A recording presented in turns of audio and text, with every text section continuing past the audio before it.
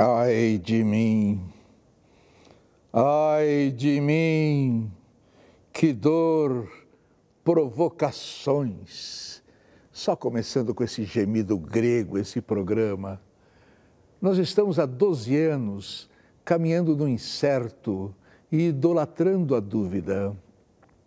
Esse programa pode não ser uma janela aberta para o mundo, mas é certamente um periscópio sobre o oceano do social. Provocações. Estamos entrando no 13º ano. E vejam só o tamanho desta provocação. Preparem-se, preparem seus corações.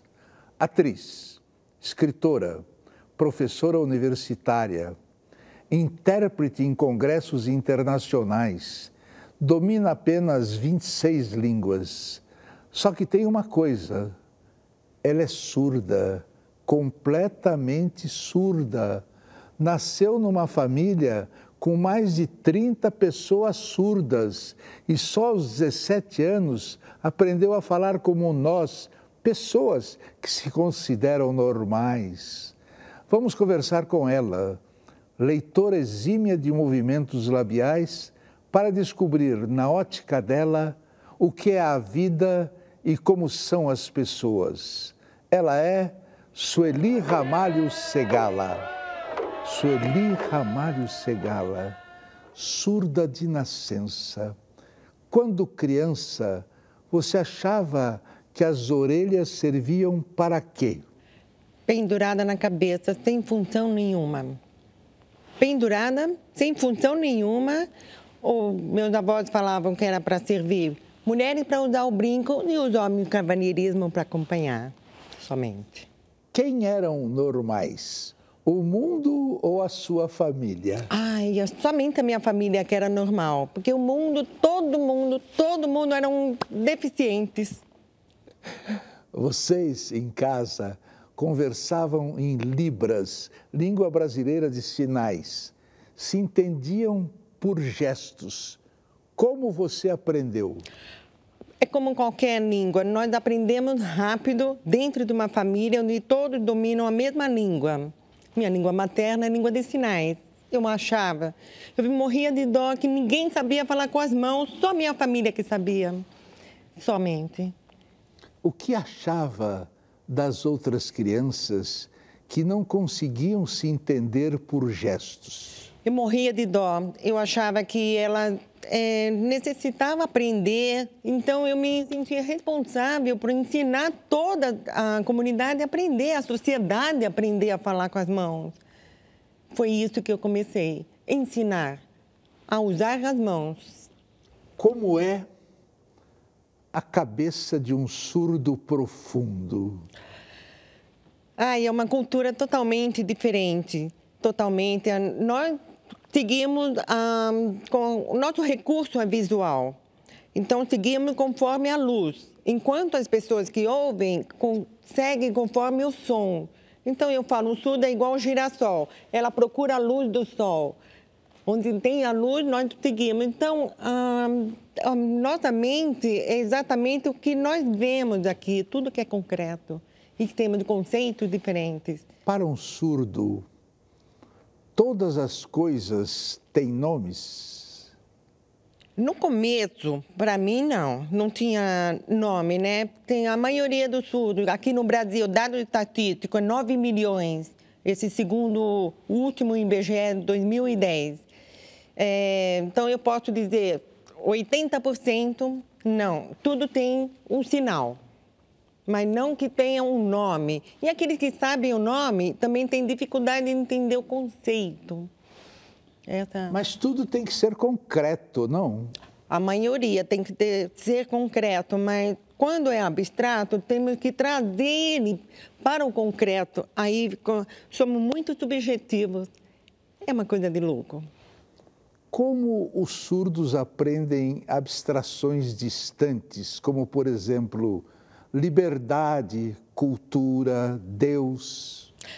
Liberdade, nós temos que utilizar sempre a analogia. Então, usamos exemplificações, a escravidão mostrar que isso daqui, romper e soltar a mão, aí eles vão perceber o que é a liberdade. Mas se não mostrar algo concreto, algo de imagem, eles não vão conseguir entender. Deus é algo poderoso, é mais sentimento. A gente fala que ele está lá em cima, Deus, ele comanda, ele sente. Conseguem entender o conceito de som? Esse é um limite. Eu não sei o que... Me falaram que voz de homem e mulher tem diferença. Eu custo acreditar. Mas eu fui judiar, porque eu sinto a vibração do som, sim. Mas se eu judio do cachorro, e ele faz... Ai, ai, e o outro, a fêmea, e o macho, tem o mesmo som. Essa foi a minha descoberta. O som do cachorro, tanto o macho e a fêmea, não tem diferença. E o som, a vibração do som do homem e da mulher tem diferença na minha mão. Eu não sei o que é. Às vezes eu imagino, faz cosquinha na orelha, no ouvido. O que é um som? Isso como não... que ele entra aqui na orelha? Como que... Mas isso que eu me você... rasgo por dentro, mas... Mas isso que você falou é nos momentos eróticos, não é? Não somente no momento erótico, mas em todos os momentos. Como que é o som? Não As sei. línguas que você conhece são de sinais? Somente em língua de sinais, que eu domino bastante em vários países. E cada país ela tem a sua língua própria do seu país, né? Meu pai fazia intercâmbio e eu aprendi a comunicar a língua de sinais dos outros países através dos amigos dele, que ele fazia intercâmbio cultural. Você não acha que quem vai assistir o programa vai achar um absurdo você entender tudo que eu falo? Perfeitamente, eles vão achar um absurdo, sim. Até eu. Pode achar que nós estamos mentindo para eles? Com certeza, eles vão achar. É um pouco diferente. Que eles é um pessoal que é agitado. É um pessoal agitado. Você não pode Tem deles que você está repetindo 2, 3 vezes, eles acham ruim. Fica nervoso. Você tem uma crueldade no humor, não? Tenho.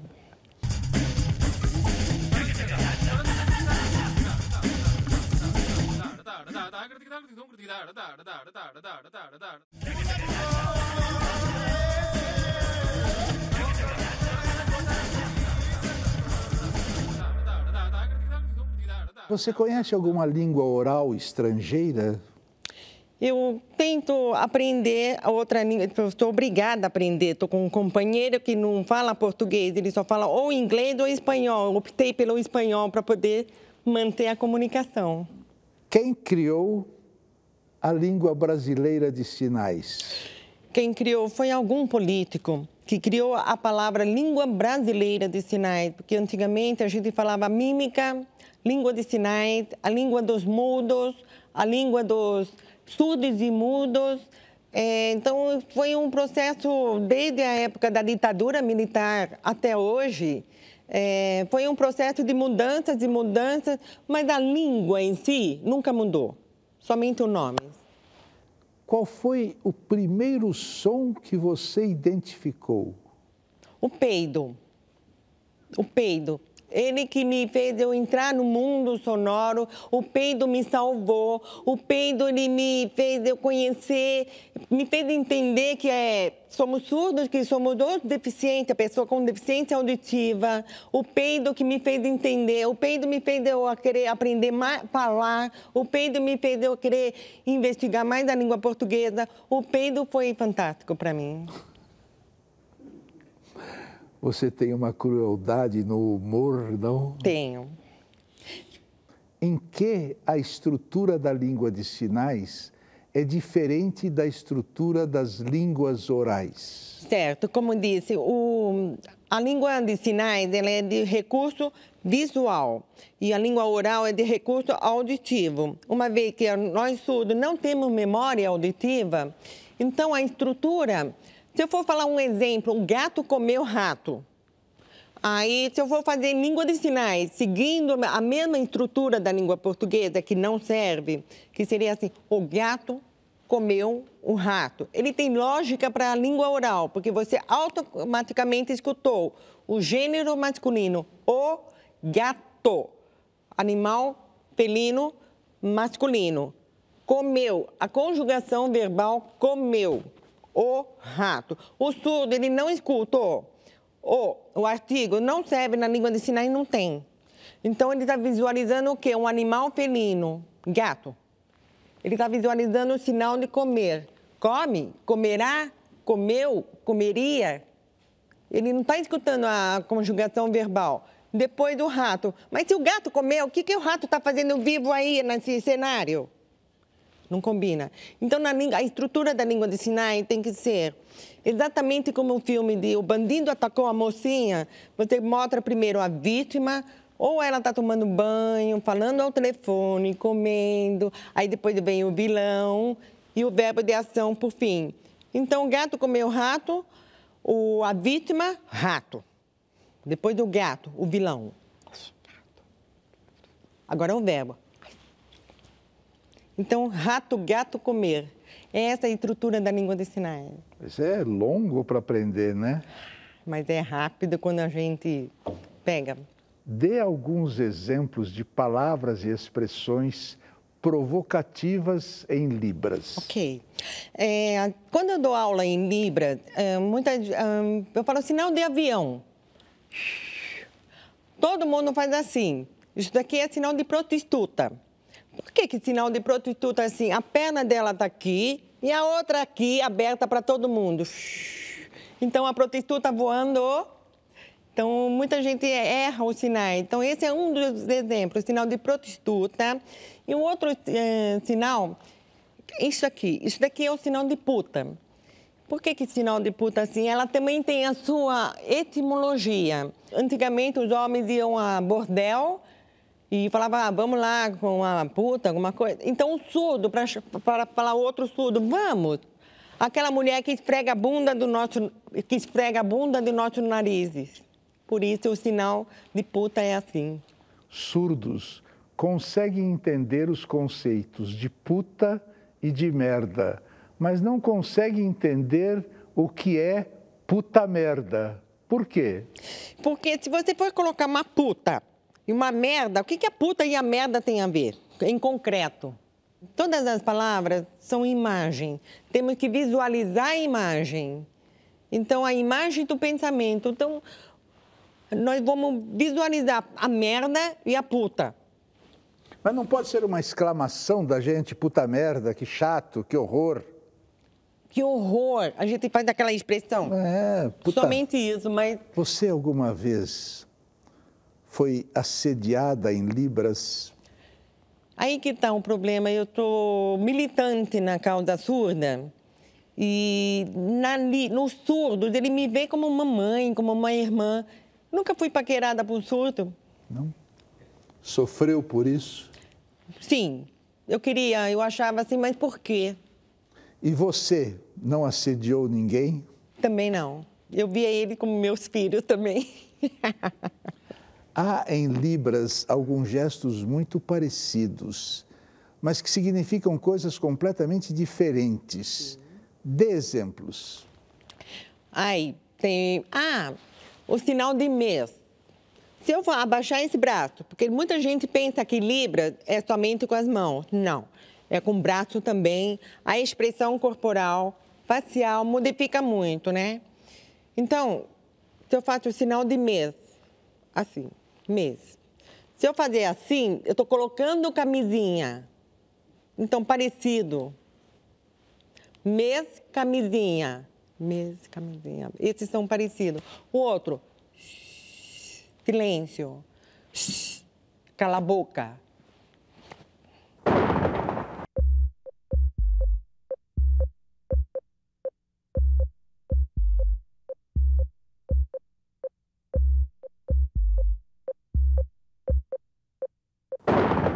O palhaço entrava em cena e fazia assim, ó.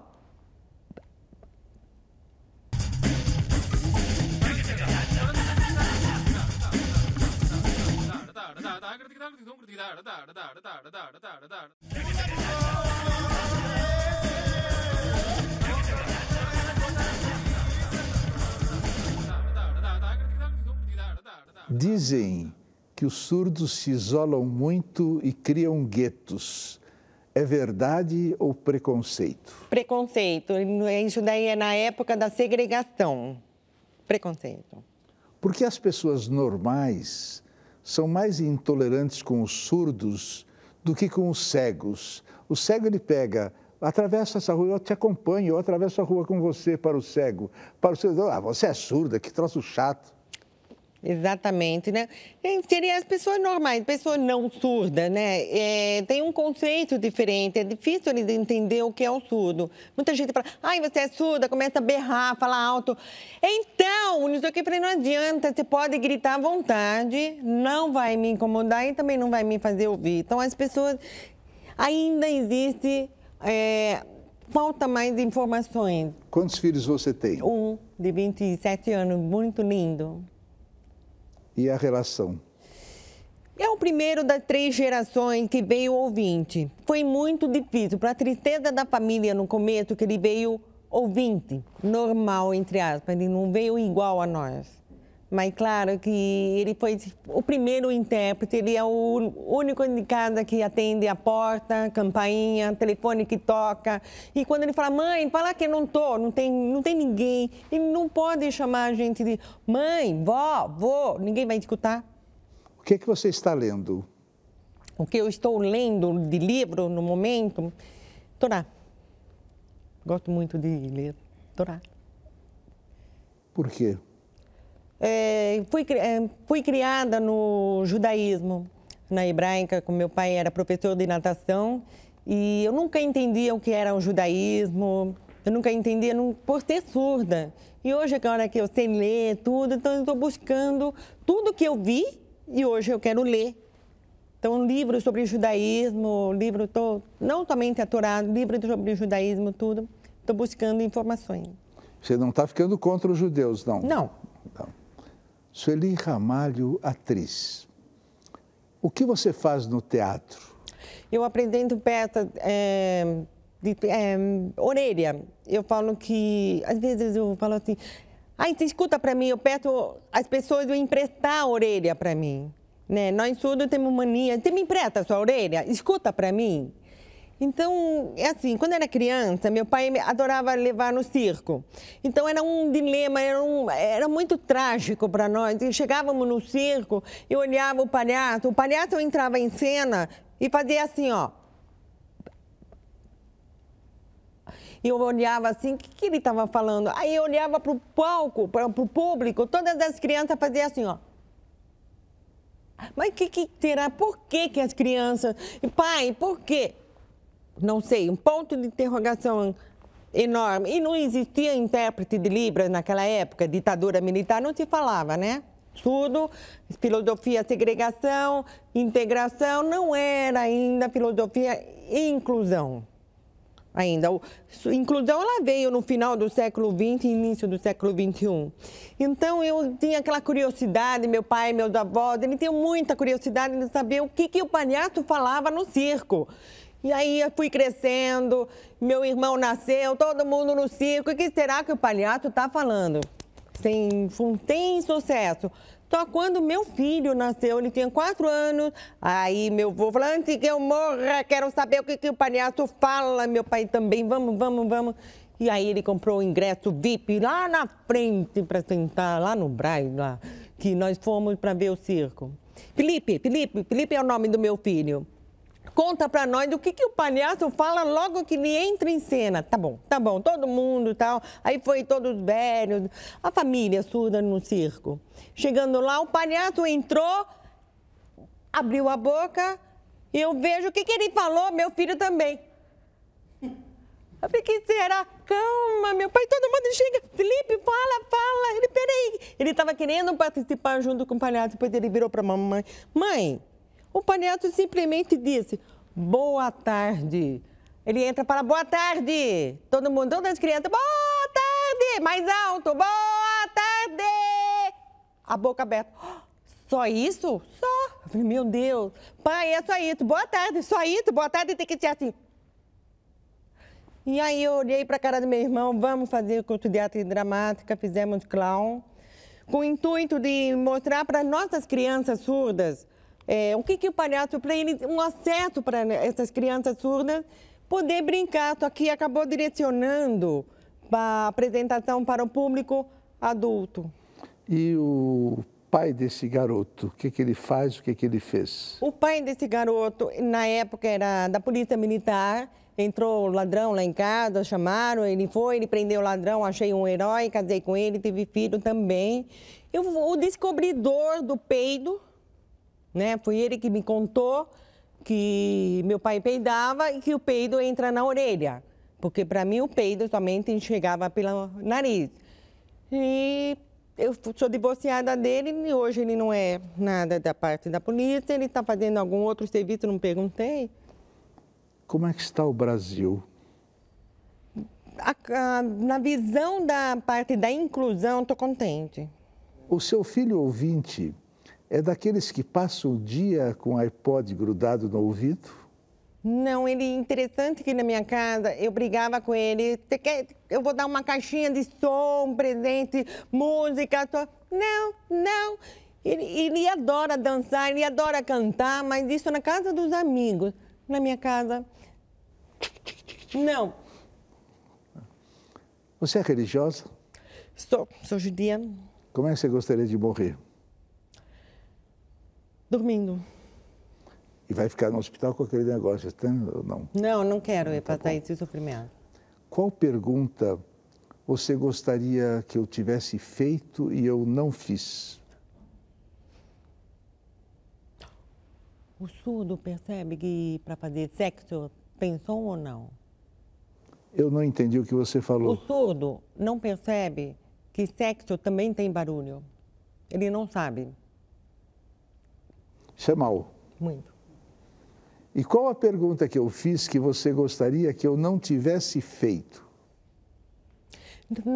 Todas as perguntas que o senhor fez estão perfeitas em condições. Só uma coisa, você falou que eu falo 26 línguas, não é 32 línguas no início, só isso. 32? Eu achei muito. Eu acho um absurdo você falar de... Não, você deve ter 28, 29 e aumentou para 32. A última pergunta. O que é a vida? Desafio e maravilhosa. Então, daqui um abraço, que é a única coisa falsa desse programa.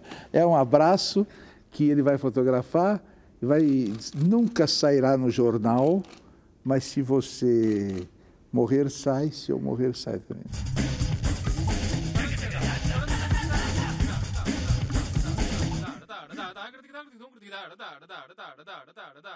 Há 250 anos, Chamfort dizia que a sociedade considerava os surdos infelizes por não poderem ouvir o que as pessoas diziam.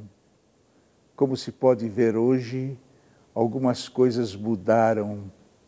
São os surdos que consideram as pessoas infelizes por dizerem o que dizem.